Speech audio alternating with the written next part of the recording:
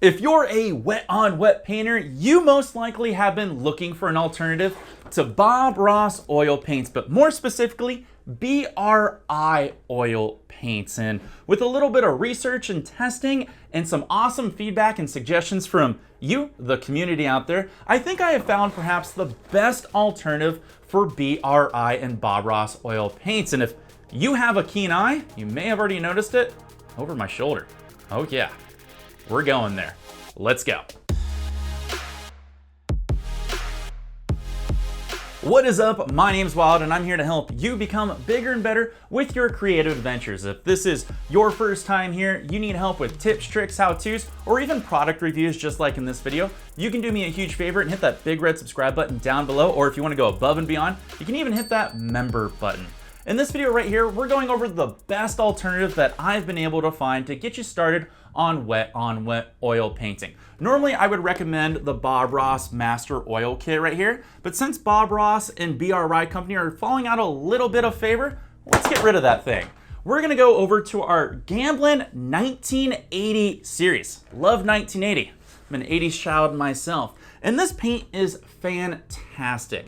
Now we're gonna go over what's good about it, what's bad about it, and how it can help you with your wet-on-wet adventures. But first, let's dive into the obvious. I mean, what is Gamblin 1980 oil paint? Now when it comes to Gamblin 1980 oil paint, it's actually considered a student grade oil paint.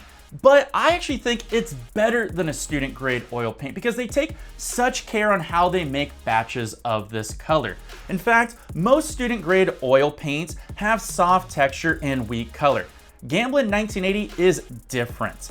They handcraft all of their paints in small batches with the same dedication and pure pigments that go into their artist grade oil paints. And that's where this oil paint actually stands out. You actually get a really good quality of paint for a cheaper price. And as we all know, that's a solid win in my book. When it comes to the texture, the vibrancy, the saturation, just the sheer pop and quality of Gamblin 1980 paints, it's good. In fact, I think it's better than good. It's actually fantastic. The nice thing about Gamblin 1980 paints is when you're doing Bob Ross paintings and you follow along with him on YouTube, he always talks about you need a nice firm paint that generally when you squeeze the tube sticks out about a half an inch to a full inch, and that's how you know you got a firm paint. Gamblin 1980 nails that. Since they do small batches and they take such good care of quality in the process of making this oil paint, all the vibrancy, all the saturation, all the sheer pop of the colors and the flavors they provide all look fantastic. Up here on screen right now, you're gonna see Bob Ross paints compared to Gamblin 1980 paints. In my opinion, and it may be a little hard to see on camera, Bob Ross paints, even though I still think they're pretty good, look duller in comparison to the Gamblin 1980 paints. Now, not all the colors match up here because when you buy the set from 1980 from Gamblin, you don't get Van Dyke Brown and you don't get Sap Green. You get two replacements in there. You get Yellow Ochre and you get Phthalo Green. So don't compare those, but look at the whites, the blacks, the blues, and the yellows. You can see there's some differences even in the alizarin crimson and all that. There's just a little bit more of a pop. And if you're wondering why that is, it's because of the way that actually Gamblin treats their 1980 paint. Let's focus in on the small batch really quick when it comes to 1980 paint that makes it stand out and could be the best choice as a Bob Ross alternative for you.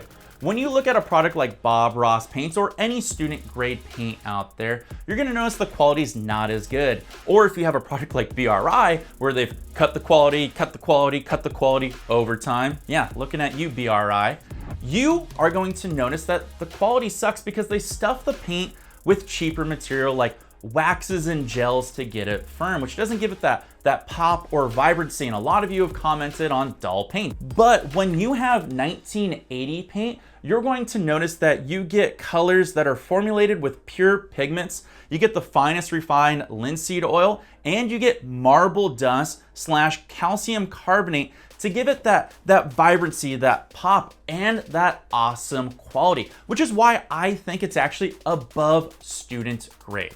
Now, this is all great, and I can spin you a yarn and tell you about all the cool things about Gamblin 1980, but how does it actually stack up when you use it for wet on wet oil painting? To be honest, most oil paints out there will work for wet on wet. You just got to change up the ratios for what you need, from binder and mediums to pigment and all that stuff.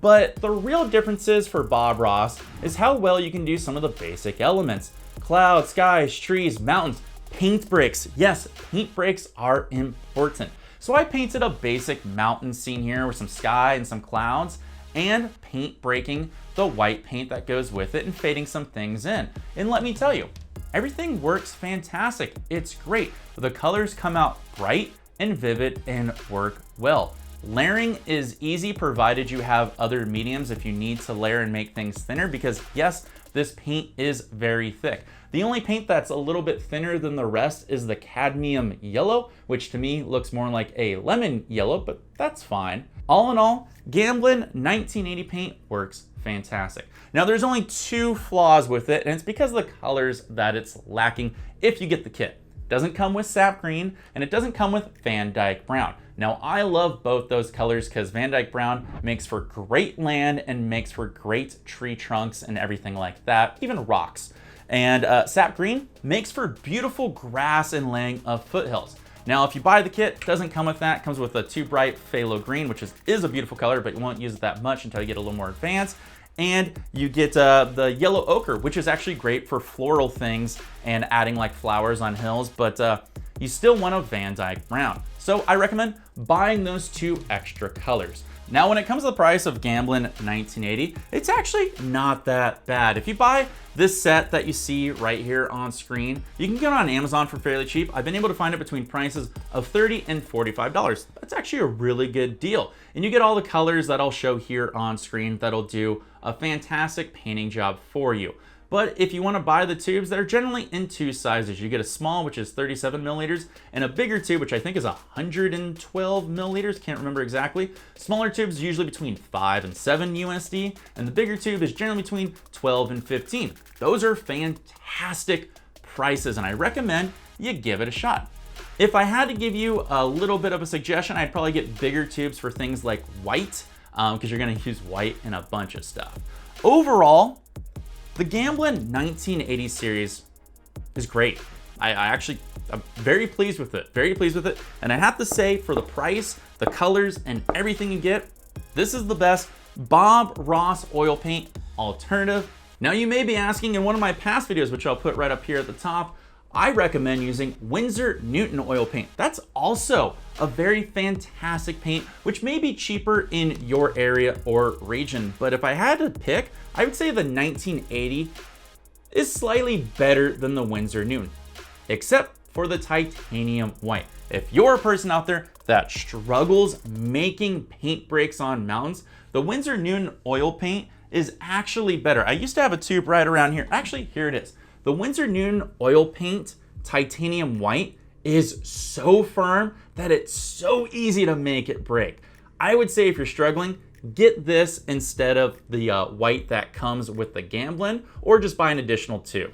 This still is the best, most firm paint I've ever found, but it's not far behind when it comes to the 1980 Gamblin titanium white.